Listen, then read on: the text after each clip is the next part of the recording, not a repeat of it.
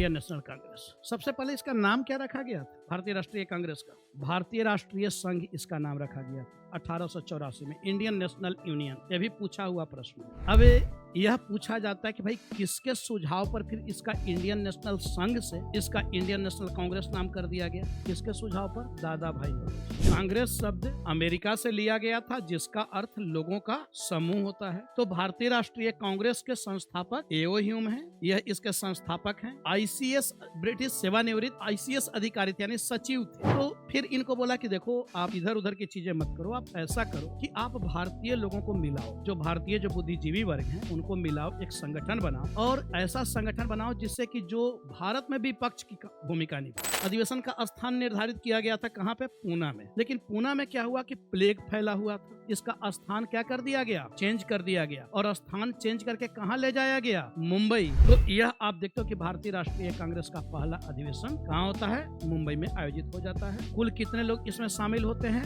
72 प्रतिनिधि शामिल होते हैं। अब यह बनाया जाता है। अच्छा, इसके संस्थापक होते हैं एओ ह्यूम। अब एक कह रहे थे कि भाई अधिवेशन ये जो संगठन है इसका काम क्या है? तो इसका काम सामाजिक संगठन के रूप में बनाना चाहते थे कि यह एक सामाजिक संगठन का काम करे। लेकिन इधर तो भारतीय जो लोग थे ये लोग कहें कि नहीं, हम लोग राजनीतिक मांग सरकार से करेंगे, जो नमक टैक्स है उस नमक टैक्स को भारत से समाप्त कर दिया जाए।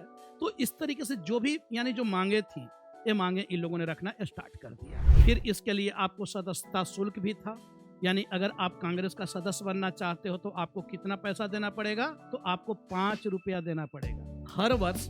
यह जो संगठन है, अब इस संगठन का हर वर्ष स्थान क्या होगा? रोटेट होगा। यानी आज यहाँ पे आयोजन किया जा रहा है मुंबई में, फिर कभी कलकत्ता में किया जाएगा, फिर कभी मद्रास में किया जाएगा, फिर कभी इलाहाबाद में किया जाएगा। तो इस तरीके से जो बड़े बड़े शहर हैं उन बड़े बड़े शहरों में यानी भारत के अलग अलग हिस्सों में हम लोग हर वर्ष इस तरीके से एक आयोजन करेंगे और वर्ष में 3 से 4 दिन की हम बैठक करेंगे और उसके बाद जो भी क्षेत्र के जो मुद्दे हैं उन मुद्दे को उठाएंगे और सरकार के समक्ष हम रखेंगे, अपनी बातों को रखेंगे। तो इसलिए कांग्रेस का गठन किया गया।